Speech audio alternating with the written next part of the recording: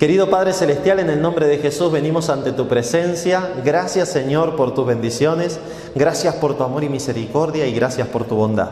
Te queremos pedir, Padre, que tu Espíritu Santo esté en nosotros, que nos ayudes a estudiar el Apocalipsis, que nos ayudes, Señor, a que podamos ver a Jesús en él, ya que el Apocalipsis es la revelación de Jesucristo.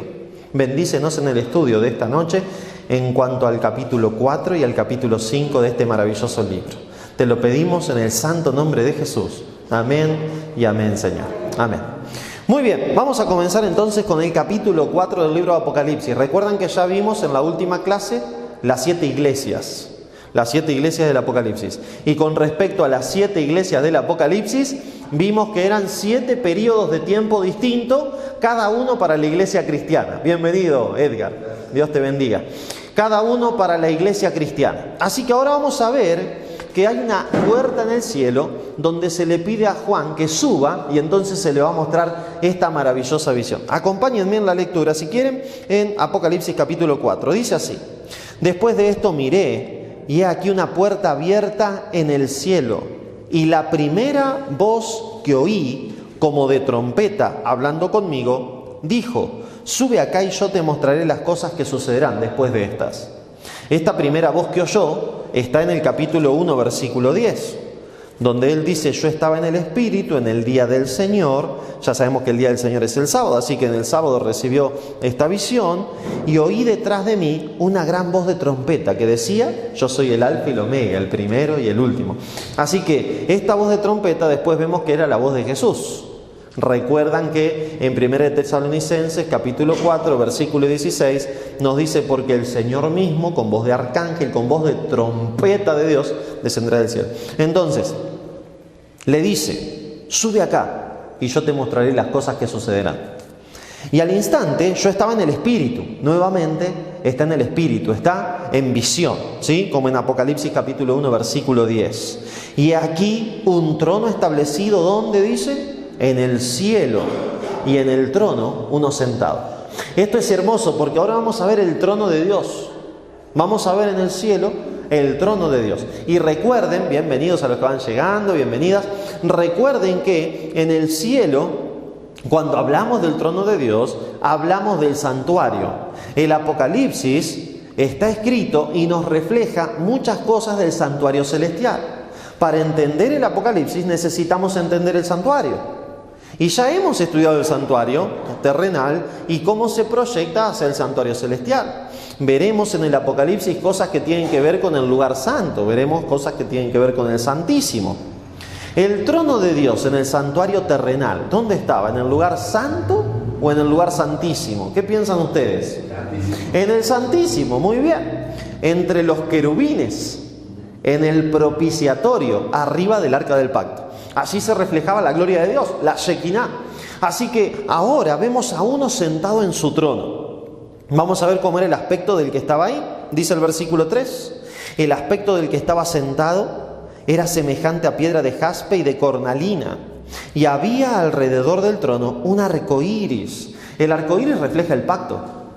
El arco iris refleja misericordia. El Señor todavía está en tiempo de gracia mientras esto se está desarrollando. El Señor está en este tiempo de pacto que hizo con Noé, y no solamente con Noé y su familia, sino con la humanidad entera.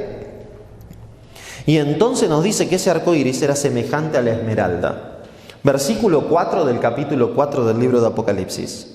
Y alrededor del trono había 24 tronos. Y vi sentados en los tronos a 24 ancianos, vestidos de ropas blancas y con coronas de oros sobre sus cabezas. Bueno, acá ya vemos cosas maravillosas. Vemos a los 24 ancianos.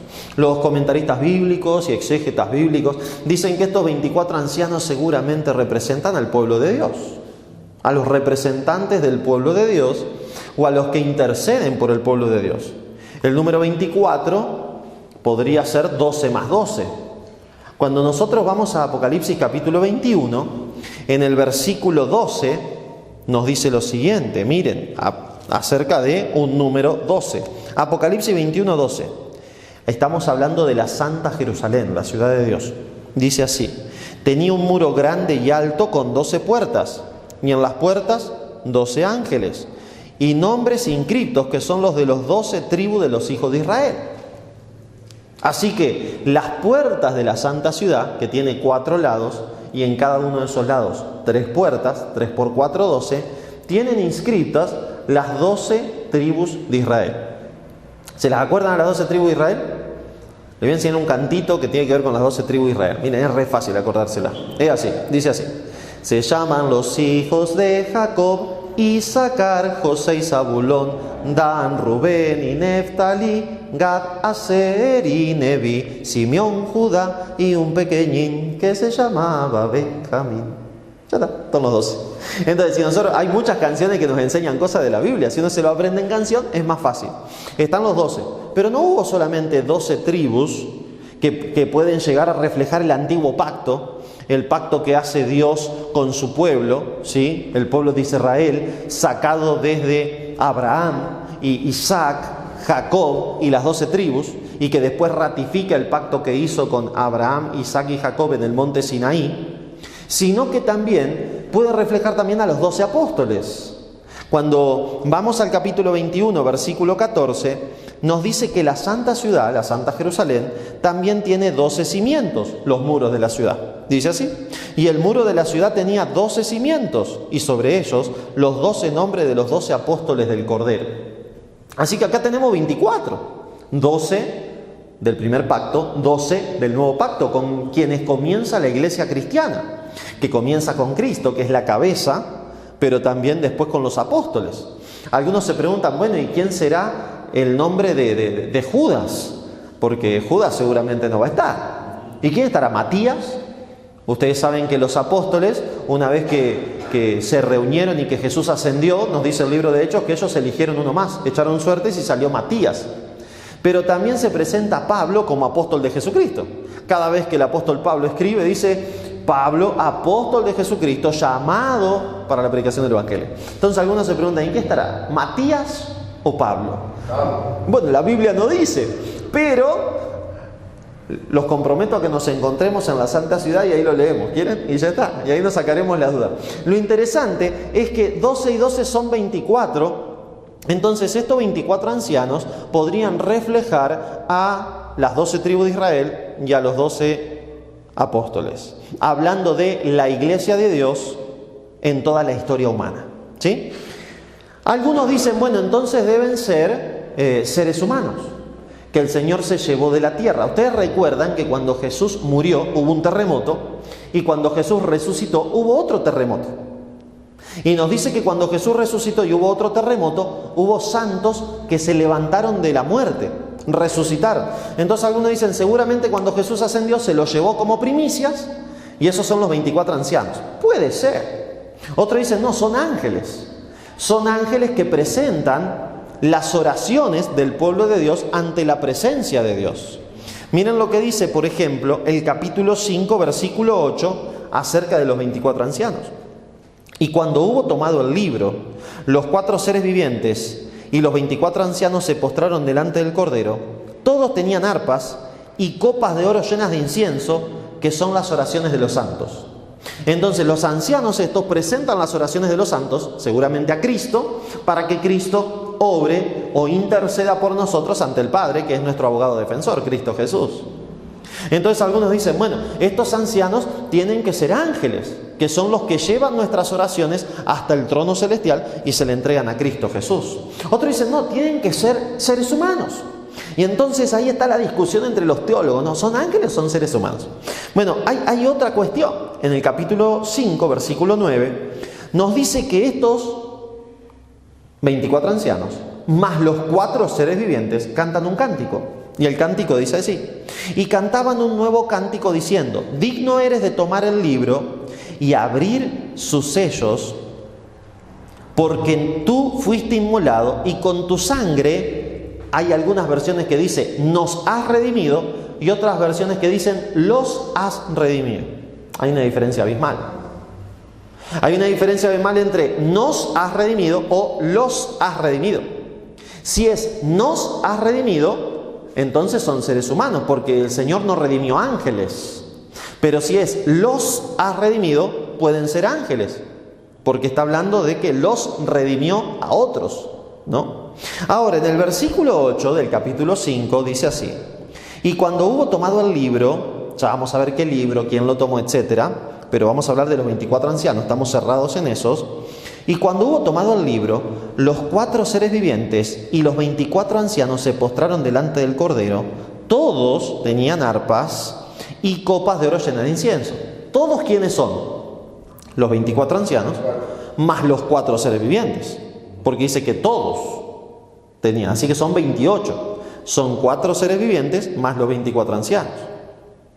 Entonces, vamos a suponer que los 24 ancianos son seres humanos, ¿está bien? Los 4 seres vivientes, ahora en un momentito los veremos y los analizaremos, pero son serafines. Entonces, los 4 seres vivientes más los 24 ancianos cantan ahora. Dice, alabado, ¿cómo dice aquí? Dice así, versículo 9: digno eres de tomar el libro y de abrir sus sellos, porque tú fuiste inmolado y con tu sangre nos has redimido para Dios de todo linaje, lengua, pueblo y nación. Pregunto, a los 4 seres vivientes que son serafines, ¿Dios los redimió? ¿Jesús los redimió? ¿Redimió a algún serafín Jesús? No. Él redimió seres humanos. Entonces no pueden ser seres humanos los 24 ancianos.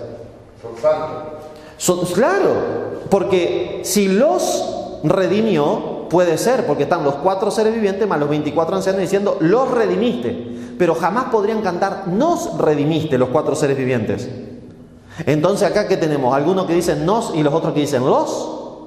Bueno, ¿y por qué hay algunas versiones de la Biblia? Por ejemplo, la Reina Valera 1960 que dice nos has redimido, con N. Y hay otras versiones como la Biblia de Jerusalén, la NBI, la Biblia del lenguaje actual y otras que dicen los has redimido. Bueno, porque en los manuscritos griegos que tenemos para la traducción del Apocalipsis hay una variante textual. ¿Qué es una variante textual? En algunos manuscritos aparece nos con N y en otros manuscritos aparece los con L. Entonces, si nos redimió, esto significa que Dios tuvo que haber redimido a 4 serafines más a los seres humanos. Si los redimió, toma un poquito más de sentido, porque los serafines estarían diciendo, los redimiste de todo linaje, pueblo, lengua y nación, y los 24 ancianos serían ángeles que cantan juntos con los serafines. Cierro con esto, con el tema de los 24 ancianos. ¿Nos hace alguna diferencia en nuestra salvación si esos 24 ancianos son seres humanos o ángeles? Bueno, entonces ya les conté lo que se dice, los vamos a dejar tranquilos a los 24 ancianos y vamos a seguir viendo lo que sí tiene que ver con nuestra salvación. ¿Por qué? Porque que sean ángeles o seres humanos, la verdad que a mí no me interesa. ¿Por qué? Porque lo interesante es que hay un trono y hay otros tronos. Esos otros tronos son justo 24. Son los que están representando al pueblo de Dios o que están presentando las oraciones del pueblo de Dios. Ya está, con eso me es suficiente. Esos 24 ancianos no tienen que ver con mi salvación. No voy a ser salvo o perdido gracias a esos 24 ancianos. Pero sí sé que están ahí. ¿Y para qué me sirve saber que están ahí? Me sirve para conectar Apocalipsis capítulo 4 con otra sección de la Biblia que me habla de trono y tronos. Hay una sección de la Biblia que me dice y me habla de un trono y me habla de otros tronos que fueron puestos. Y esa sección es Daniel capítulo 7, versículo 9 y versículo 10. Miren lo que dice Daniel 7, 9 y 10. Dice así: estuve mirando hasta que fueron puestos tronos y se sentó un anciano de días, cuyo vestido era blanco como la nieve y el pelo de su cabeza como lana limpia. Su trono llama de fuego y las ruedas del mismo fuego ardiente. Un río de fuego procedía y salía delante de él. Millares de millares le servían, millones de millones asistían delante de él. El juez se sentó y los libros fueron abiertos. Hay un trono donde está sentado un anciano de días, Dios Padre, y hay otros tronos, hay libros y hay un juicio. Estamos dentro de un juicio celestial. Y ahora, acá en Apocalipsis capítulo 4, tenemos un trono donde el que está sentado es como su aspecto como la esmeralda, no la esmeralda verde, sino que esta esmeralda del tiempo de Juan se le llamaba a una piedra preciosa que era casi transparente.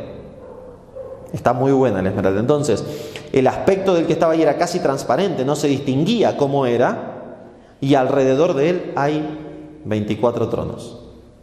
¿Estamos bien hasta acá? ¿Alguna pregunta? ¿Seguimos avanzando? Vamos a seguir. Sigue diciendo así. Estos 24 tronos estaban vestidos de ropas blancas, ¿sí? Tenían ropas blancas. Algunos dicen, bueno, como estaban vestidos de ropas blancas, les cuento esto solamente para conocimiento, dicen algunos, bueno, pero las ropas blancas, de acuerdo a Apocalipsis 19, son las acciones justas de los santos. Entonces son seres humanos que tienen acciones justas.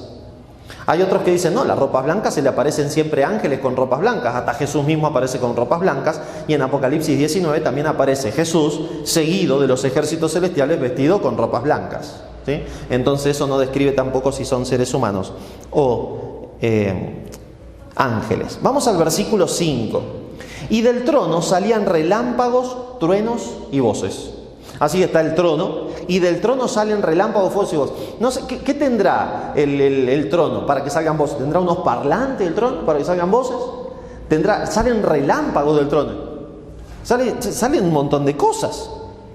Delante del trono ardían 7 lámparas de fuego, las cuales son los 7 espíritus de Dios. Bueno, vamos un poquitito con relámpagos, truenos y voces. Esto nos hace acordar a algunas cosas que también reflejan relámpagos, truenos y voces. Acuérdense que el Apocalipsis nos va tirando detalles para que nosotros vayamos al Antiguo Testamento y nos demos cuenta de qué se está hablando. Acá estamos dentro del santuario celestial y nos vamos a dar cuenta dónde estamos. Estamos sobre el arca del pacto, que era donde estaba el trono de Dios, entre los querubines. ¿O no habita Dios entre los querubines? Sí, y entre los serafines también, porque cuando vamos a Isaías 6 aparece entre serafines. ¿Y dónde estaba eso en el santuario? Sobre el arca del pacto, arriba del propiciatorio. Y van a decir, pero pastor, no tiene nada que ver. Sí tiene que ver. Mira, acompáñame a Apocalipsis 11, 19. Apocalipsis capítulo 11, verso 19, dice así: y el templo de Dios fue abierto en el cielo, y el arca de su pacto se veía en su templo. Y hubo relámpagos, voces y truenos, terremoto y grande granizo. Así que cuando se ve el arca hay relámpagos, voces y truenos.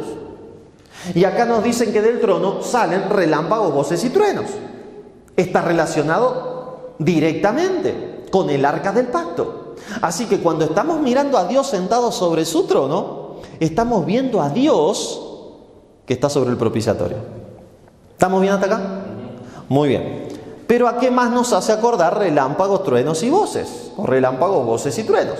Nos hace acordar a cuando Dios se presentó ante el pueblo en el monte Sinaí. Miren lo que nos dice el libro de Éxodo, capítulo 19, versículo 16 al 20. Éxodo 19, verso 16 al 20. Acuérdense que estamos rastreando, relámpagos, voces y truenos, ¿sí? Miren lo que dice acá: relámpagos, voces y truenos. Henry, te pregunto, ¿estamos bien con el tiempo ahí? Que estamos grabando para un grupo de gente que lo está haciendo por internet. Ah, buenísimo, de 10. Gracias. Ya después lo editamos, cortamos este pedazo y nadie se entera de lo que dijimos acá. Bueno, ¿estamos bien entonces? Vamos a Éxodo capítulo 19, versículos del 16 al 20. Aconteció que el tercer día, cuando vino la mañana, vinieron truenos y relámpagos y espesa nube sobre el monte y sonido de bocina muy fuerte, y se estremeció todo el pueblo que estaba en el campamento. Versículo 19. El sonido de la bocina iba aumentando en extremo. Moisés hablaba y Dios le respondía con voz tronante. Y descendió Jehová sobre el monte Sinaí, sobre la cumbre del monte, y llamó Jehová a Moisés a la cumbre del monte, y Moisés subió. Relámpagos, voces, la voz de Dios tronante, ¿no? Truenos. Fíjense cómo estamos ante la presencia de Dios. No solamente estamos ante la presencia de Dios, sino que estamos sobre el propiciatorio, de acuerdo a lo que vimos en Apocalipsis 11, 19. Y no solamente eso, sino que nos tenemos que recordar ¿Qué pasó ese día en el monte Sinaí y qué había debajo del propiciatorio en el arca del pacto? En el arca del pacto, debajo del propiciatorio, estaban las 2 tablas de piedra escritas con el dedo del Dios, con los 10 mandamientos. Estaba la vara de Aarón que había reverdecido y estaba un tarrito con maná. Un tarrito con maná. Un tarrito con maná, el pan del cielo, que Dios los mantuvo todos esos años en el desierto, dándoselo día a día, y solamente debían tomar doble porción el viernes, porque el sábado no caía, para que no trabajen recogiendo. Y entonces vemos que está sobre la ley de Dios. Miren qué interesante. ¿Qué pasó este día en el monte Sinaí? Dios proclamó los 10 mandamientos. Si ustedes siguen leyendo Éxodo capítulo 19 y Éxodo capítulo 20, se van a dar cuenta de que lo que pasa ese día es que Dios proclama, Dios dice, Dios habla los 10 mandamientos. Y después de eso, el pueblo dice, no queremos escuchar más a Dios, tenemos miedo de que nos consuma. Entonces Moisés sube a hablar con Dios y Dios les da otras leyes también que tienen que ver con la vida civil, que tienen que ver con ritos y ceremonias y con otras cositas, para que Moisés las anote y la ponga dentro del santuario al lado del arca del pacto. Interesante. ¿Estamos bien hasta acá? Así que vemos relámpagos, voces y truenos. ¿Por qué? Porque Dios está sentado en su trono y estamos ahí viendo a Dios, aquel que dio los 10 mandamientos, que está sentado sobre su trono, que es la base, los 10 mandamientos de su trono, porque están debajo justamente del propiciatorio, donde Él se reflejaba con la gloria, donde se reflejaba la Shekinah, la gloria de Dios. Pero también nos dice que están los 7 espíritus de Dios. Esto de los 7 espíritus de Dios es muy interesante. ¿Por qué? Porque hay algunos que dicen, bueno, los 7 espíritus de Dios se encuentran en Isaías capítulo 11. Miren, acompáñenme a Isaías capítulo 11, versículo 2. Ahí están los 7 espíritus de Dios, dicen algunos. Y teóricamente son 7 ángeles especiales que se dedican a hacer una obra especial por Dios, ¿sí? Miren lo que dice Isaías 11:2. Y reposará sobre él, bueno, vamos a leer desde el 1. Saldrá una vara del tronco de Isaí, un vástago retoñará de sus raíces. Está hablando del Mesías. Y reposará sobre él espíritu de Jehová. 1. Espíritu de sabiduría e inteligencia. Ahí ya los divide. Aunque algunos dicen, no, pero es espíritu de sabiduría e inteligencia, es un solo espíritu. Pero vamos a suponer que hay 2. Espíritu de consejo y espíritu de poder. Espíritu de conocimiento y de temor de Jehová. Los 7 espíritus de Dios. Ya están, entonces dicen, acá está. Son 7 espíritus de Dios y ahí están. Todos estos espíritus, los 7. Pero, por ejemplo, si vamos al 11:4, nos dice, sino que juzgará con justicia a los pobres y arguirá con equidad por los mansos de la tierra y herirá la tierra con la vara de su boca y con el espíritu de sus labios. O sea que ahí tenemos el espíritu de los labios también. O sea, tenemos 8 espíritus. Y si nos vamos, por ejemplo, a Isaías 28:6, nos dice, y por espíritu de juicio. Ahora tenemos otro espíritu, tenemos 9 espíritus. Y por fuerza. Y si nos vamos a Isaías 29:10, miren lo que dice el 29:10, porque Jehová derramó sobre vosotros espíritu de sueño. Ya tenemos 10 espíritus, ¿qué hacemos? Es interesante. ¿De qué nos habla Apocalipsis capítulo 4 cuando habla de 7 lámparas que están delante de Dios y que son los 7 espíritus de Dios? Bueno, tenemos 7 candeleros, 7 candeleros que son las 7 iglesias, pero no son los 7 espíritus. Acá tenemos 7 lámparas que son los 7 espíritus. Recordad que el candelero es el candelero completo, la lámpara es la partecita de arriba, es la luz, exacto. Así que está interesante. Tenemos 7 lámparas que son los 7 espíritus de Dios. A ver qué son. Cuando hablamos de 7, hablamos de un número especial, ¿o no? ¿Qué simboliza el 7? Perfección, plenitud, algo perfecto que tiene que ver con la divinidad. Los 7 espíritus de Dios, ¿quiénes serán? Vamos a ver qué dice Zacarías 4:10. Acompáñenme al libro de Zacarías, capítulo 4, versículo 10. Zacarías es un libro maravilloso también. Los 7 espíritus de Dios, ¿serán que son 7? ¿O será que está hablando del Espíritu Santo en su plenitud? Dice así: porque los que menospreciaron el día de las pequeñeces se alegrarán y verán la plomada en la mano de Zorobabel. Estos 7 son los ojos de Jehová que recorren toda la tierra. Los ojos de Jehová. O sea que Jehová tiene 7 ojos. Está raro ese Jehová, ¿no? Ese Yahweh con 7 ojos. ¿Y quiénes son los 7 ojos? ¿Y no serán el espíritu o los 7 espíritus de Dios? Miren lo que sigue diciendo el versículo 1 en adelante del capítulo 4, el contexto de esta visión de los 7 ojos que recorren toda la tierra. Volvió el ángel que hablaba conmigo y me despertó como un hombre que se despierta de un sueño. Y me dijo, ¿qué ves? Y respondí, he mirado, y he aquí un candelabro todo de oro, con un depósito encima, y sus 7 lámparas encima del candelabro. ¡Oh! ¿Cuántas lámparas hay en Apocalipsis 4? 7 lámparas. Así que acá tenemos justo 7 lámparas.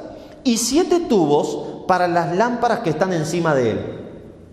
Y junto a él 2 olivos, el uno a la derecha del depósito y el otro a su izquierda. Proseguí y hablé diciendo a aquel ángel que hablaba conmigo, ¿qué es esto, Señor mío? Y el ángel que hablaba conmigo respondió y me dijo, ¿no sabes qué es esto? Y dije, no, Señor mío. Zacarías 4:6. Entonces respondió y me habló diciendo, esta es la palabra de Jehová Zorobabel que dice, no con ejército ni con fuerza, sino ¿con quién? Con mi espíritu, ha dicho Jehová de los ejércitos. Fíjense cómo el ángel que le está dando la visión a Zacarías le dice que está hablando de el espíritu, no con ejército, no con fuerza, sino con mi espíritu. ¿Y qué es el espíritu? Están apareciendo 7 lámparas y después aparecen 7 ojos que recorren toda la tierra. ¿Será que el espíritu recorre toda la tierra? ¿Será que el espíritu sabe lo que pasa en toda la tierra? Sí, amén. ¿No era lo primero que hacía antes de que el creador ordene el planeta? ¿No estaba el espíritu que se movía sobre la faz de las aguas, sobre la faz del abismo? Entonces, ¿quién es este que aparece acá descrito como los 7 espíritus? No es nada más ni nada menos que el Espíritu Santo. Es el Espíritu de Dios. Es Dios, Espíritu Santo, ahí mostrándose como los 7 espíritus de Dios, que ya había aparecido en Apocalipsis capítulo 1. Y que volverá a aparecer en Apocalipsis capítulo 5, ¿sí? Como los 7 ojos. ¿Estamos bien hasta acá? Vamos a leer el tema de los 7 ojos. Miren lo que dice Apocalipsis capítulo 5, versículo 6. Y miré y vi que en medio del trono y de los 4 seres vivientes y en medio de los ancianos estaba en pie un cordero como inmolado que tenía 7 cuernos, 7 ojos, los cuales son los 7 espíritus de Dios enviados por toda la tierra. ¿No leímos eso mismo en Zacarías 4:10? ¿No leímos en Zacarías 4:10 que hay 7 lámparas? ¿Y no leímos ahí que cuando el ángel le pregunta a Zacarías, che, ¿vos no sabés lo que es esto? Zacarías le dice, no, no tengo idea. Y él le dice, esta es la palabra de Jehová Zorobabel, no con ejército ni con fuerza, sino ¿con quién? Con mi espíritu. Y entonces, ¿quiénes son las 7 lámparas? ¿Quiénes son los 7 ojos? Es el Espíritu Santo. Amén. Gloria a Dios. Está buenísimo, ¿no? Me encanta el Apocalipsis. Me encanta el Apocalipsis. Entonces, vamos a hacer un resumen hasta acá. Tenemos a Dios Padre sentado en su trono. Tenemos a 24 tronos más, que son aquellos que presentan las oraciones hacia el cielo, las que hacemos nosotros, los santos del Señor.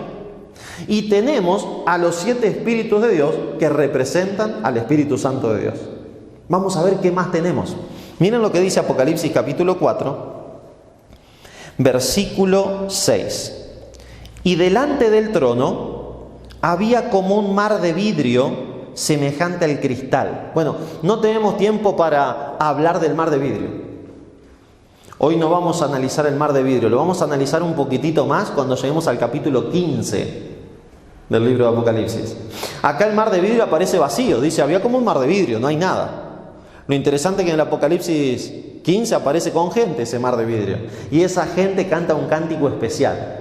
Así que no se olviden del mar de vidrio para cuando lleguemos a Apocalipsis 15 y veamos que del trono de Dios y que veamos que desde el lugar santísimo salen los 7 postreros ángeles con las 7 postreras plagas. ¿Sí? Ahí estamos frente al mar de vidrio. ¿Estamos bien? Muy bien. Entonces dejamos al mar de vidrio tranquilo hasta Apocalipsis 15. Pero después del mar de vidrio dice que era semejante al cristal y junto al trono y alrededor del trono 4 seres vivientes llenos de ojos delante y detrás. ¡Wow! Está medio raro esto de los ojos, ¿no? Lleno de ojos delante y detrás. ¿Qué simbolizarán los ojos? Espíritu Santo, dice Edgar. ¿Qué más simbolizarán los ojos? Los ojos de Dios, puede ser. Miren, vamos a leer Primera de Juan, capítulo 2, versículo 11. Acompáñenme al libro de Primera de Juan, capítulo 2, verso 11. Estamos bien cerquita ahí de Primera de Juan. Dice así, capítulo 2, verso 11. Pero el que aborrece a su hermano está en tinieblas y anda en tinieblas y no sabe a dónde va, porque las tinieblas le han cegado los ojos. El que aborrece a su hermano es ciego, dice, ¿o no? ¿Has odiado alguna vez a alguien? ¿Así has aborrecido? Sí, ¿no? ¿Te quedaste ciego? No. No te quedaste ciego. Yo alguna vez aborrecí a alguien y seguía viendo. No me quedé ciego. ¿O sí? No. Y hay un montón de gente que odia al que está al lado y no se queda ciego. Entonces, ¿qué me está diciendo acá? Pero el que aborrece a su hermano está en tinieblas y anda en tinieblas y no sabe a dónde va porque las tinieblas le han cegado los ojos. ¿De qué tipo de ojos me están hablando acá? ¿De los ojos literales o de los ojos del entendimiento?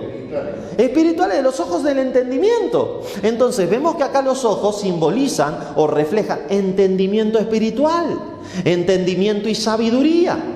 ¿Por qué? Porque el conocimiento de Jehová es el principio de la sabiduría, nos dice Proverbios.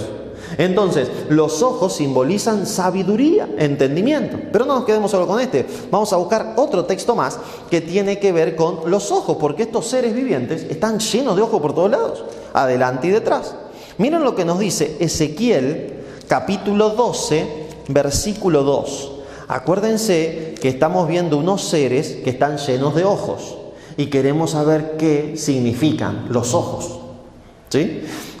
Dice así, Ezequiel 12, 1 y 2. Vino a mí palabra de Jehová diciendo: Hijo de hombre, tú habitas en medio de casas rebeldes, los cuales tienes ojos para ver y no ven, tienen oído para oír y no oyen, porque son casas rebeldes. Pregunto, ¿dónde vivía Ezequiel? ¿Eran todos ciegos? No. ¿Eran todos sordos? No. Pero eran casas rebeldes. ¿Por qué eran rebeldes? Porque andaban con las chicas de Dios. Exacto, porque no entendían, no obedecían a Dios. No tenían entendimiento espiritual. Entonces, el Señor le llama ciegos a los que no entienden, a los que no saben, a los que no son sabios en sus decisiones. Estos seres tienen ojos por todos lados. ¿Será que son sabios? ¿Será que tienen algo de entendimiento? Estos seres son superpoderosos. Son seres que están al lado de Dios, al lado del trono de Dios. Son los que más se acercan a Dios Padre. Están ahí al ladito de Dios. ¿Te imaginas eso? Estar al lado de la presencia del mismo Dios. Estamos hablando de serafines, porque ahora vamos a ver en Apocalipsis capítulo 4 que estos seres tienen 6 alas. Mira lo que me dice Apocalipsis capítulo 4. Dice así, versículo 6, y delante del trono había un mar de vidrio semejante al cristal, y junto al trono y alrededor del trono 4 seres vivientes llenos de ojos por delante y por detrás.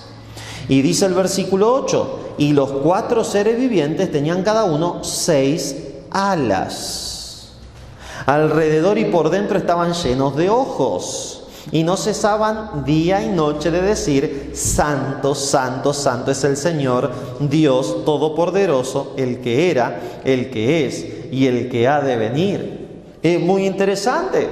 4 seres vivientes, llenos de ojos, llenos de sabiduría, llenos de entendimiento, y tienen 6 alas. Estos seres ya aparecieron en una parte de la Biblia, en Isaías capítulo 6, versículo 1 y 2. Así nos dice el libro de Isaías. Isaías está escribiendo y dice que él vio a Jehová, a Dios, sentado en un trono alto y sublime. Sus faldas llenaban el templo y sobre él había serafines, que cada uno de ellos tenía 6 alas. Con 2 cubría sus pies, con 2 cubría sus rostros y con 2 volaban. Y uno a otro daba voces diciendo: Santo, Santo, Santo es Jehová de los ejércitos, toda la tierra está llena de su gloria. Y acá aparecen estos seres vivientes, que son 4, cada uno tiene 6 alas, igual que en Isaías, y aparecen diciendo exactamente lo mismo: Santo, Santo, Santo es el Dios Todopoderoso.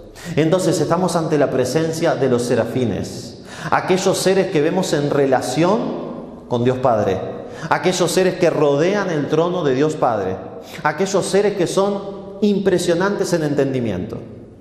Ahora, estos seres están medio raros acá, miren las caras que tienen. Versículo 7. El primer ser viviente era semejante a un león, el segundo era semejante a un becerro, el tercero tenía rostro como de hombre y el cuarto era semejante a un águila volando. A un águila volando. Hay algunas personas que dicen, bueno, ahí están representando los reinos del mundo. Los reinos animales, porque bueno, el hombre de los seres racionales, el león el rey de la selva, el más grande de todos los animales de la selva, de los animales salvajes, el buey es de los animales domésticos, el águila es de los animales del aire, el más grande. Están medio raros, digamos. En eso sí podemos estar seguros. Un rostro de un ave, un rostro de un buey. Hay otros que dicen, bueno, no, están representando así los diferentes tipos de creaciones, pero ellos representan a todos. La conclusión básica es que no tenemos ningún versículo que nos defina por qué tienen estas cuatro caras distintas. No existe en la Biblia un versículo que nos defina cada una de esas caras. No existe. Podríamos estar aquí argumentando horas por qué tienen el rostro del buey, por qué tienen el rostro del león, por qué el del águila y por qué el del hombre. Ahora, voy otra vez a otra pregunta. ¿Nos hace algún cambio para nuestra salvación eso? ¿Nos hace algún cambio para nuestra salvación? ¿Cambia en algo nuestra relación con Dios o nos dará un plus para saber cómo ser salvo? No. Entonces dejemos tranquilos las caras de los cuatro seres vivientes y sigamos buscando cosas que sí nos van a hacer sabios para la salvación en Cristo Jesús. Miren lo que sigue diciendo. Versículo 9. Y siempre que aquellos seres vivientes dan gloria y honra y acción de gracias al que está sentado en el trono, el que vive por los siglos de los siglos, los 24 ancianos se postran delante del que está sentado en el trono y adoran al que vive por los siglos de los siglos y echan sus coronas delante del trono diciendo, Señor, digno eres de recibir la gloria y la honra y el poder, porque tú creaste todas las cosas y por tu voluntad existen y fueron creadas. ¿Por qué adoran a Dios? Por ser el creador. ¿Por qué adoran a Dios? Porque Él creó todas las cosas. Algo que Satanás sabe muy bien. Porque Él no era un serafín, pero Él es un querubín. Y estuvo, era un querubín grande, protector. Y estuvo ante la presencia de Dios. En la misma presencia de Dios se paseaban las piedras de fuego. Estuvo en Edén. Satanás, un ser superpoderoso también, con un montón de conocimiento. Y sabe, y ha adorado, quién sabe durante cuántos milenios o decenas de milenios al Creador. En esta alabanza entonada también por los serafines. Pero ¿qué pasó? Él cayó. Entonces, ¿qué creó? Las teorías de otra creación. En el antiguo mundo, teorías terribles de creación, que los dioses se habían peleado y entonces así estaba el dios del mar y el dios de la tierra y el dios del aire y todas esas mentiras. Hoy, ¿cuál es la teoría que más fuerte tiene para no adorar a Dios como creador? La teoría de la evolución, diciendo que Dios no creó nada, que todo es fortuito. Uy, qué suerte que tuvimos, que nació esa molécula así, que se fue gestando ese microorganismo unicelular hasta hacerse un pluricelular y después así, y así, hasta que llegamos nosotros, después de miles de millones de años, cuando la Biblia nos dice que solo en 6 días Dios ordenó todo. Pero no justifican esa molécula. No justifica nada en la teoría, ¿no? Hay un montón de cosas que no se justifican. Y la idea no es hablar del evolucionismo versus creacionismo, podemos hacerlo en otro momento. Pero Dios nos dice que creó el planeta. La Biblia nos dice que fue en 6 días cuando ordenó el planeta. Ya está, no hay nada. ¿Y por qué creemos esto? El libro de Hebreos nos dice que lo creemos por fe. No lo creemos porque veamos un video de Dios creando, sino que lo creemos porque la palabra dice. Mis hermanos, no podemos ser cristianos y creer en la evolución. No condice. Si sos cristiano, crees en el creacionismo, crees en la palabra. Y Dios dice que la palabra dice que Dios creó al mundo y después lo ordenó y creó todo lo que en él existe solo en 6 días. El 7º descansó, lo bendijo y reposó en ese día. No, lo que pasa es que podría ser que Dios haya utilizado el Big Bang. Olvídate. 6 días, literales. No, que cada uno de esos días son 1000 años, porque un día para Dios es como 1000 años.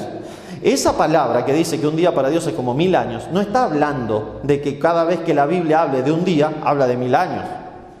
Sino que nos está hablando de que Dios es eterno y para Él es lo mismo, porque Él no tiene ni principio ni fin. Entonces lo mismo que hablar de un día, de 1000 años, de 10.000 años, de 20.000 años, para Dios es lo mismo, si Él no tiene ni principio ni fin. Claro, 90 dice 1000 años. Exacto, un día para Dios como 1000 años. Hay algunos que dicen entonces, bueno, entonces Dios creó en 1000 años, separó la luz de las tinieblas. En 1000 años, en 1000 años creó las plantas. Entonces las plantas sobrevivieron 1000 años sin el sol. ¿Y cómo hicieron la fotosíntesis en 1000 años? Si el tercer día crea las plantas y el cuarto día, ¿cómo hicieron? Está interesante, ¿no? Entonces son 6 días literales. La Biblia no habla de otra cosa. Y los seres vivientes adoran a Dios porque es el Creador. Nosotros debemos adorar a Dios porque es el Creador. ¿Cuál es la parte de la palabra o de los mandamientos de Dios para nosotros que nos recuerdan que Dios es el Creador? ¿Qué mandamiento dentro de los 10 nos recuerda que Dios es el Creador? El primero dice, no tendrás dioses ajenos delante de mí. El segundo dice, no te harás imagen ni ninguna semejanza de lo que hay arriba en el cielo ni abajo en la tierra. El tercero dice, no tomarás el nombre de Jehová tu Dios en vano. El cuarto dice, acuérdate del día del sábado para santificarlo. 6 días trabajarás, harás toda tu obra, mas el 7º día será reposo para Jehová tu Dios. No hagas en él obra alguna, ni tú, ni tu hijo, ni tu hija, ni tu criado, ni tu extranjero, ni el que está dentro de tus puertas. Escuchen lo que dice ahora, el versículo 11 de Éxodo 20.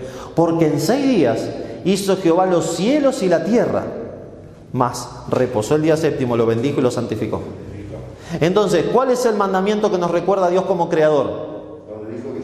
Exacto, el sábado, el 4.º mandamiento. Por eso Satanás está tan enfurecido y tan trabajoso con el sábado para que no se guarde. El cristianismo es grande en el planeta Tierra y casi ningún cristiano guarda el sábado. Miren qué interesante. Entonces no tomamos a Dios como Creador, porque el Señor nos dice en los 10 mandamientos que si nosotros creemos que Él es el Creador, tenemos que adorarlo en sábado, porque el porque denota propósito, ¿no? Si te dicen, che, ¿por qué te vas a poner una campera? ¿Por qué? Y porque tengo frío. ¿Y qué quieres hacer entonces? Y me quiero calentar. Ah, bien. Entonces, alguien te puede preguntar, che, ¿y por qué Dios quiere que lo adoremos en sábado? Porque Él en 6 días hizo los cielos y la tierra. Exacto, para que recordemos que Él es el Creador. Para que recordemos que Él como Creador bendijo un día especial. Ahora, imagínate en tu vida o en mi vida, si nosotros no guardamos el sábado como Dios quiere que lo guardemos. Estamos alabando a Dios junto con los serafines, querubines e inteligencias celestiales, si no lo guardamos como Él quiere, y no, estamos siguiendo al Dios de este mundo, estamos siguiendo al príncipe de este mundo, al sol también si guardamos algún otro día que tenga que ver con el sol, ¿no? Edgar se refiere al Sunday, ¿no? Nosotros decimos domingo, pero en otros lados se dice Sunday. Ustedes saben que el domingo es el día del sol. Ustedes pueden poner domingo o Wikipedia y ahí les va a explicar por qué el domingo es el día del sol. Y es interesante, si uno guarda el domingo, claro, está adorando al sol. Uno podría guardar el martes y está adorando a Marte. O podría guardar el jueves y está adorando a Júpiter. Exacto. Entonces, ¿qué hacer, mis hermanos? ¿Qué hacer? Nosotros tenemos que adorar a Dios como estos seres celestiales. Dios quiere que lo adoremos como estos seres celestiales. ¿Y cómo le rendimos nuestra adoración? Con nuestra vida y obediencia. Así le rendimos la adoración. No de palabra, sino de hechos. No de decir, sí, yo amo a mi Jesús, sino haciendo lo que Él me pide. Estos seres celestiales obedecen a Dios. Ellos responden a su mandato. ¿Y nosotros? Dios quiera que también. Miren, estamos acá cerrando el capítulo 4. No tocamos nada del 5 todavía. Muy bien, mis hermanos. Entonces cerramos con el capítulo 4 en la adoración de Dios. Y ahora vamos hacia el capítulo 5. Miren lo que dice. Capítulo 5, versículo 1. Y vi en la mano derecha del que estaba sentado en el trono un libro escrito por dentro y por fuera, sellado con 7 sellos. Entonces, en la mano derecha de Dios Padre hay un libro escrito. Acuérdense que en la época de Juan los libros no son como ahora, no son como los libros, sino que eran rollos de pergamino, ¿sí? Entonces era un rollo sellado con 7 sellos. Los sellos de aquella época eran sellos como de lacre, sellos como de cera, donde se derretía esa cera especial, se le ponía con el anillo el sello y entonces solamente podía abrir ese sello aquel que tuviera la autoridad, la dignidad para abrirlo. Y si esa carta o ese rollo llegaba abierto, te cortaban la cabeza como emisario. Entonces tenemos un libro sellado, un rollo sellado con 7 sellos, no 1, no 2, sino 7. Otra vez denota algo que es pleno, algo que es perfecto, algo que tiene la plenitud de la perfección de la deidad. El 7, ¿sí? Sigamos. Dice el versículo 2. Y vi un ángel fuerte que pregonaba a gran voz: ¿quién es digno de abrir el libro y desatar sus sellos? Y ninguno, escuchen bien, ni en el cielo, ni en la tierra, ni debajo de la tierra, podía abrir el libro, ni aún mirarlo. Y lloraba yo mucho, dice Juan, porque no se había hallado a ninguno digno de abrir el libro, ni de leerlo, ni de mirarlo. ¿Te lo imaginas, Juan? Ahí a los ¿no? Y dice el versículo 5, y uno de los ancianos me dijo: no llores. Se le acercan a uno de los 24 ancianos y le habla a Juan. En ninguna visión de la Biblia vemos que se le aparezca un ser humano y que le hable a otro ser humano. En ninguna visión en la Biblia. Si estos 24 ancianos fueran humanos, esta sería la primera visión en la que ocurre. Pero normalmente en las visiones de los profetas de Dios, siempre los que les hablan en las visiones, ¿quiénes son? Los ángeles. Interesante también para lo que hablábamos acerca de si los 24 ancianos son seres humanos o ángeles. Pero el anciano este se le acerca y le dice: no llores. Y presten atención, no llores.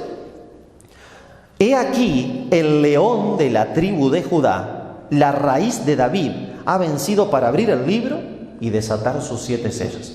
Así que Juan está llorando, viene el anciano y le dice: no llores. ¿Por qué aquí que hay uno que es digno para desatar los libros, para abrir el libro, desatar sus sellos? ¿Quién es este que es digno? El león de la tribu de Judá. ¿Quién es este león? ¿De dónde sale esto de la tribu de Judá como león? Tenemos que ir a Génesis 49. Ahí aparece el león de la tribu de Judá. Génesis capítulo 49, versículo 9 y versículo 10. Acompáñenme aquellos que quieran. Génesis 49, 9 y 10. Acá nos encontramos con la bendición de Jacob a sus 12 hijos. Y vamos a ver qué le dice en su profecía a Judá. ¿Sí? Dice así, versículo 9: cachorro de león Judá, de la presa subiste, hijo mío, se encorvó, se echó como león, así como león viejo, ¿quién lo despertará? No será quitado el cetro de Judá, ni el legislador de entre sus pies, hasta que venga Silo, y a él se congregarán los pueblos. Este es el león de la tribu de Judá, el que tiene el derecho, el que tiene la dignidad, el que tiene la autoridad para desatar esos sellos y abrir el libro. Muy bien, acá según Edgar es Jesucristo. Vamos a ver, ¿no? Pero Jesús, ¿qué era? ¿Más cordero o más león? ¿Qué piensan ustedes? Jesús, ¿apareció en algún momento como león? Más cordero que león, ¿no? ¿Cómo se lo imaginan a Jesús? ¿Se lo imaginan rugiendo? ¿O se lo imaginan así manso, humilde? Vamos a ver, hay algo que tiene que ver con el carácter de Jesús, con su experiencia en la tierra y con algo muy interesante que pasó, por ejemplo, en los evangelios. Hay 2 episodios donde Jesús se presenta como león. Pero primero vamos a ver si realmente Jesús puede ser el león de la tribu de Judá. Para eso tiene que ser descendiente de Judá. ¿Será que Jesús desciende de la tribu de Judá? Vamos a ir al libro de Mateo capítulo 1, versículo 2. Mateo capítulo 1, versículo 2. Vamos a ver si desciende de Judá. Abraham engendró a Isaac, Isaac a Jacob, Jacob a Judá y a sus hermanos. Judá engendró a Tamar, etcétera, etcétera. Así que Jesús desciende de la tribu de Judá. Puede ser el león de la tribu de Judá entonces. Pero vamos a ir al libro de Hebreos también. En el libro de Hebreos el apóstol Pablo nos dice, Hebreos 7:14, quién es este que salió de la tribu de Judá. Hebreos capítulo 7, verso 14. Acuérdense que estamos ahora con Juan que deja de llorar y se le dice que va a venir a desatar el libro, a abrir el libro, a desatar sus 7 sellos, el león de la tribu de Judá. Y ya vemos que el león de la tribu de Judá puede ser Jesús, dice el versículo 14. Porque manifiesto es que nuestro Señor vino de la tribu de Judá, de la cual nada habló Moisés tocante al sacerdocio. Así que, ¿quién es el león de la tribu de Judá? Muy bien, Edgar, es Jesús. Es Cristo, es nuestro Salvador, es el león de la tribu de Judá. Miren lo que dice acerca de esto el libro de Isaías, capítulo 11, versículo 1. Ya lo leímos hoy.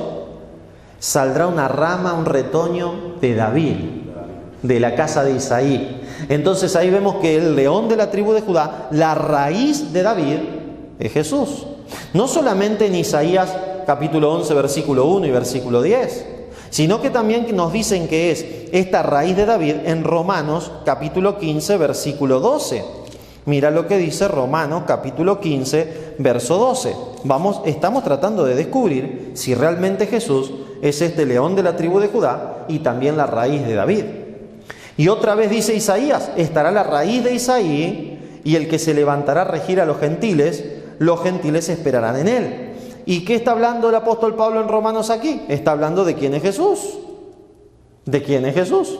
Pero no solo esto, sino que también tenemos en Mateo capítulo 21 otra palabra que nos habla acerca de Jesús en este sentido. Mateo capítulo 21, versículo 9. Dice así, Mateo 21, 9. Y la gente que iba adelante y que iba detrás clamaba diciendo, ¡Hosana al Hijo de David! Bendito el que viene en el nombre del Señor. ¡Hosana en las alturas! En la entrada triunfal a Jerusalén, el Hijo de David, cuando tiraban las palmas y que Jesús entraba en el pollino de asna, ¿sí? Entonces, ¿quién es el león de la tribu de Judá, la raíz de David? Jesucristo, amén. Pero ¿cuándo apareció como león? Acompáñame al Evangelio según San Juan, capítulo 2, y vamos a ver a Jesús como león. Nos dice la palabra de Dios en Juan capítulo 2, versículo 13 en adelante, que estaba cerca la Pascua de los judíos y subió Jesús a Jerusalén. Y halló en el templo a los que vendían bueyes, ovejas y palomas y a los cambistas allí sentados. Y haciendo un azote de cuerdas, echó fuera del templo a todos y las ovejas y los bueyes y esparció las monedas de los cambistas y volcó las mesas. Y dijo a los que vendían palomas, quitad de aquí esto y no hagáis la casa de mi padre casa de mercado. ¿Está como cordero o está como león? Como león. Imagínense a Jesús tomando una mesa de los cambistas. Imagínense que esta es una mesa. Y toma la mesa y hace, ¡salgan de acá! ¿Es cordero o es león? ¿Es león o no? ¿Te lo imaginabas a Jesús así? Cuesta imaginárselo así, ¿o no? Es más bien, más fácil imaginárselo con los nenes, dejad a los niños venir a mí, predicando en el Sermón del Monte, subido a la barca de Pedro, predicando desde la orilla. Cuesta ver a Jesús con un látigo, tumbando mesas. Pero Jesús es el león. 2 veces limpió el templo, 2 veces purificó el templo Jesús. 2 veces dejó ver eso de león. Gracias, Edgar. 2 veces. Pero cuando Jesús vuelva, no vuelve más como cordero. Vuelve como león. Cuando Jesús vino por primera vez, nos dice Juan capítulo 1, a los suyos vino y los suyos no le recibieron. ¿Por qué? Porque el pueblo judío, el pueblo israelita, literal de ese momento, esperaba a un rey conquistador, esperaba a alguien que los libere del yugo romano, esperaba que las profecías sobre el Mesías como rey conquistador se cumplan en Jesús. Bueno, no, se cumplan en el Mesías. No creyeron en Jesús justamente por eso. ¿Cómo que el Mesías va a nacer en un pesebre? ¿Cómo que va a ser hijo de alguien que tuvo relaciones con su esposo antes del casamiento? Porque eso es lo que pensaba. No, que el espíritu de Jehová la embarazó. Nah, eso es mentira, estos tuvieron relaciones antes. Por eso le dicen que es hijo de fornicación. Por eso le dicen que es hijo de fornicación los escribas y fariseos. más de una vez a Jesús. Entonces, ¿por qué no le recibieron? Porque Jesús era nadie. Y ellos esperaban un rey conquistador. Hasta los discípulos esperaban que instale su reino pronto. Le dice, Señor, ¿instalarás el reino ahora? O después, justo antes del ascenso, en Hechos. Y le dice, a ustedes no les necesitan saber los tiempos y las sazones, que el Padre tiene en su sola potestad. Ustedes permanezcan hasta que reciban el Espíritu Santo y entonces me van a ser testigos en todos lados. En Jerusalén, en Judea, en Samaria, hasta lo último de la tierra. Entonces, vemos a Jesús que Él está como Cordero porque viene como Mesías sufriente, viene como siervo sufriente. Esa era la primera venida de Jesús.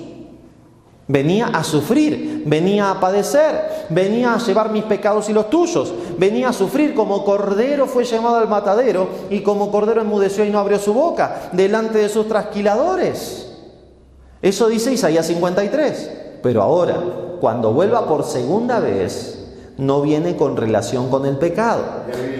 Ya viene en gloria. Cuando Jesús venga por segunda vez, nos dice Hebreos capítulo 9, versículo 28, que Jesús apareció por primera vez con relación con el pecado, pero en la segunda venida aparecerá sin relación con el pecado para salvar a todos los que en él esperan. ¿Y cómo viene? Bueno, léete Apocalipsis 19.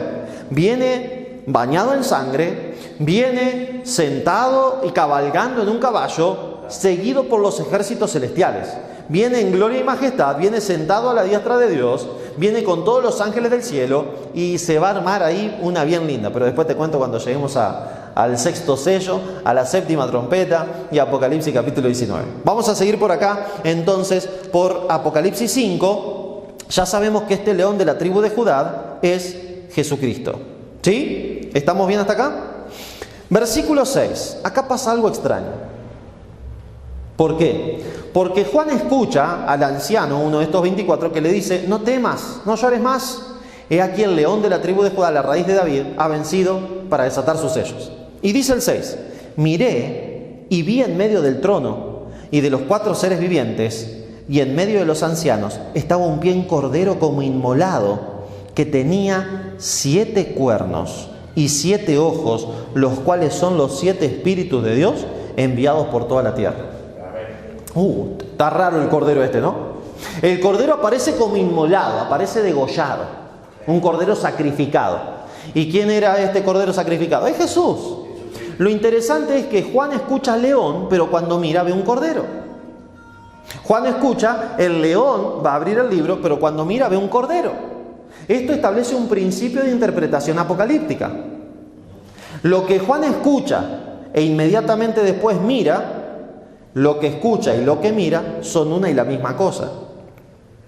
Él escucha león, mira y ¿qué ve? El león y el cordero son lo mismo. Es Cristo Jesús. Pasa algo muy parecido en el capítulo 7. En el capítulo 7, versículo 4 dice, y oí el número de los sellados, 144.000 sellados de todas las tribus de los hijos de Israel. Y entonces empieza, 12.000 sellados de este, 12.000 sellados de la otra, 12.000 sellados de la otra. Y cuando llega al versículo 9 dice, después de esto miré, lo mismo, oí león, después miré y vi cordero. El león y el cordero son el mismo, Jesús. En el capítulo 7 dice, oí 144.000, pero cuando miré vi una multitud tan grande que nadie podía contar. Otra vez el mismo principio. Oye una cosa, cuando mira ve otra, pero lo que oye y lo que mira son una y la misma cosa. Entonces nos dice que ve el cordero como inmolado que tiene 7 cuernos. ¿Qué simbolizan los cuernos? Poder, muy bien. Eso lo encontramos en Daniel 7:24 y en Lamentaciones capítulo 2 versículo 3. En Daniel 7:24 la palabra de Dios nos dice que los cuernos simbolizan poder. Y este cordero como inmolado tiene 7 cuernos. Y los 10 cuernos significan que de aquel reino se levantarán 10 reyes y tras ellos se levantará otro, el cual será diferente de los primeros y 3 reyes derribará. Si son reyes es porque tienen poder, ¿o no? ¿Y quién es el rey de reyes y señor de señores? Jesucristo. Y el 7, ¿qué simboliza? Plenitud, perfección. Así que ¿quién es el más pleno de los reyes? Jesucristo. Así que este cordero tiene 7 cuernos porque es el rey de reyes y señor de señores, pero también tiene 7 ojos. que simbolizan a los 7 espíritus de Dios que son enviados por toda la tierra, al Espíritu Santo. Ya lo estudiamos hace un ratito. ¿Jesús tenía el Espíritu Santo?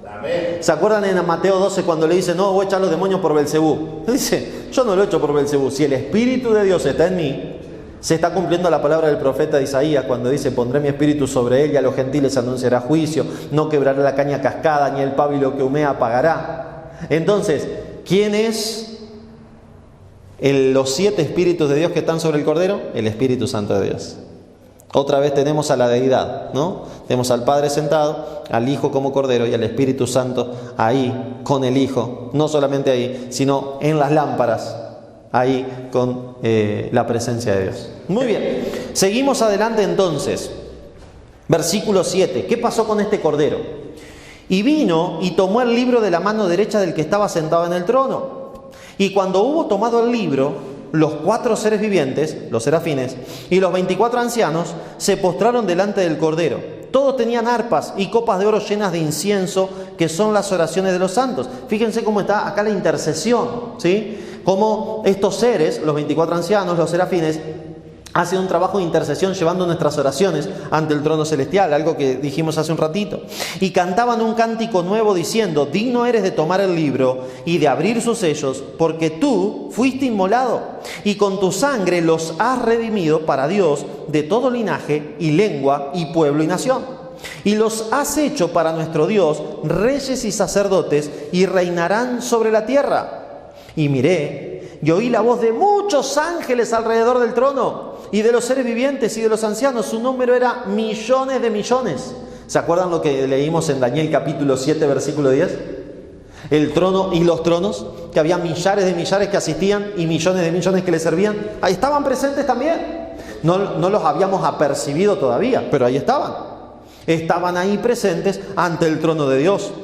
Y dice que decían a gran voz, el Cordero que fue inmolado es digno de tomar el poder, las riquezas, la sabiduría, la fortaleza, la honra, la gloria y la alabanza. Y a todo lo creado que está en el cielo y sobre la tierra y debajo de la tierra y en el mar y a todas las cosas que en ellos hay, oí decir, al que está sentado en el trono y al Cordero, sea la alabanza, la honra, la gloria y el poder por los siglos de los siglos. Los 4 seres vivientes decían amén. Los 24 ancianos se postraron sobre sus rostros y adoraron al que vive por los siglos de los siglos. Amén. Qué hermosa la adoración celestial nuevamente. Cómo adoran a Dios y al Cordero que vive por los siglos de los siglos. A ese Cordero que nos rescató. A ese Cordero que quiere hacernos reyes y sacerdotes porque nos prometió eso. En Apocalipsis 3 vimos que nos prometió, al que venciere le daré que se siente conmigo en mi trono, así como yo he vencido y me he sentado con mi Padre en su trono. Fíjense que en la adoración dice, al que está sentado en el trono y al Cordero. Al Cordero que también se sentó con su Padre en su trono. ¿Qué estamos viendo acá? Estamos viendo la entronización de Jesús. Estamos viendo la alabanza de cuando el Cordero viene después de que fue inmolado y recibe la autoridad, el reino. En Lucas capítulo 19, versículo 12 creo que es, hay una parábola, vamos a revisar por las dudas que le estoy dando mal la referencia, donde dice lo siguiente, Lucas 19, 12, dijo pues, un hombre noble se fue a un país lejano para recibir un reino y volver. ¿Quién es ese hombre noble? Jesús. Jesús. ¿A dónde se fue? A un país lejano. Se fue al cielo. ¿Y a qué se fue? A recibir un reino. ¿Qué reino? El reino del universo. ¿Y qué va a hacer? Y va a volver. Y cuando vuelva, ahora vamos a seguir leyendo. Entonces decíamos que Dios en su palabra nos muestra a este que se va a recibir un reino lejano, ¿sí? Y cuando vuelva, va a volver y va a volver a dar algo. Dice así la parábola. Dijo pues, un hombre noble se fue a un país lejano para recibir un reino y volver. Y llamando a 10 siervos suyos, les dio 10 minas y les dijo, negociad entre tanto que vengo. Pero sus ciudadanos le aborrecían y enviaron tras él una embajada diciendo, no queremos que éste reine sobre nosotros. Aconteció que vuelto él, después de recibir el reino, mandó a llamar ante él a aquellos siervos a los cuales había dado el dinero para saber lo que habían negociado cada uno. Vino el primero diciendo: Señor, tu mina ha ganado 10 minas. Él le dijo: está bien, buen siervo, por cuanto en lo poco has sido fiel, tendrás autoridad sobre 10 ciudades. Vino otro diciendo: Señor, tu mina ha producido 5 minas. Y también a este dijo: tú también sé sobre 5 ciudades. Vino otro diciendo: Señor, aquí está tu mina, la cual he tenido guardada en un pañuelo, porque tuve miedo de ti, por cuanto eres hombre severo, que tomas lo que no pusiste y ciegas lo que no sembraste. Le está diciendo ladrón. Si alguien toma lo que no puso, se lo está robando. Si alguien cosecha lo que no sembró, se lo está robando. Le está diciendo ladrón a Dios, le está diciendo ladrón a Cristo. Entonces él le dijo: mal siervo, por tu propia boca te juzgo. ¿Sabías que yo era hombre severo, que tomo lo que no puse y que ciego lo que no sembré? ¿Por qué pues no pusiste mi dinero en el banco para que al volver yo hubiera recibido con intereses? Y dijo a los que estaban presentes: quítenle la mina, denle al que tiene 10 minas. Ellos le dijeron: Señor, tiene 10 minas. Pues yo os digo que a todo el que tiene se le dará, mas el que no tiene, aún lo poco que tiene se le quitará. Y también a aquellos enemigos que no querían que yo reinase sobre ellos, traedlos acá y decapitadlos delante de mí. El Señor Jesús se fue a tomar un reino. Ya recibió ese reino. En los próximos capítulos del Apocalipsis veremos qué está haciendo desde que recibió el reino. Pero prometió volver. Y a cada uno de nosotros que somos sus siervos y sus siervas nos dio minas. ¿Qué significan las minas? Dones, talentos. Nos dio el talento de la vida. Nos dio el don del tiempo. Cada uno de nosotros tiene 24 horas al día. Todos tenemos la misma cantidad de horas. El tiempo es un don precioso que Dios te da a vos y me da a mí. Hoy, este día, lo vivimos por igual, 24 horas cada uno. ¿Cómo administramos ese tiempo? Cada 6 días tenemos un tiempo especial para cada uno, donde recordamos que Él es el Creador. Tenemos al sábado, al Santo Sábado. ¿Cómo estamos administrando ese tiempo? Porque cuando Él venga, no le vamos a poder presentar los talentos que nos dio en un pañuelo. Porque ahí va a ser el lloro y el crujir de dientes. Ahí va a ser la perdición. Porque cuando Cristo venga, viene a pagar a cada uno conforme a sus obras. Nosotros somos salvos por la fe y por la gracia. No somos salvos por las obras, pero somos juzgados por las obras. La buena y la mala. Exacto. Entonces, somos salvos por la fe y la gracia en Jesucristo. Somos salvos por la sangre que nos redimió, la de ese cordero inmolado. Somos salvos porque ese león de la tribu de Judá vendrá a rescatarnos y a buscarnos a los que esperamos en Él. Pero jamás ese león nos llevará si estamos viviendo en el mismo pecado que antes de conocerlo. Jamás nos llevará si no lo adoramos, si no tenemos una vida de adoración hacia Él. ¿Y cómo se refleja esto? Se refleja en obediencia, se refleja en amarlo, se refleja en tener una relación constante con Él, se refleja en orar todos los días, en leer su palabra, se refleja en guardar los mandamientos, inclusive el que el mundo no guarda, que es el sábado. Pidiéndole a Dios que nos ayude a disfrutar del sábado, como dice Isaías 58:13, deleitarnos en el sábado. Pero imagínate si Cristo viniera hoy, si viniera en este mismo momento, ¿cómo está nuestra vida? ¿Qué le presentaríamos? ¿Qué le diríamos? Mis hermanos, necesitamos consagrarnos. Necesitamos una experiencia que tal vez hoy no tenemos. Satanás está peleando contra los que guardan los mandamientos de Dios y tienen el testimonio de Jesús, nos dice Apocalipsis 12:17. Satanás siempre va a pelear contra los hijos de Dios.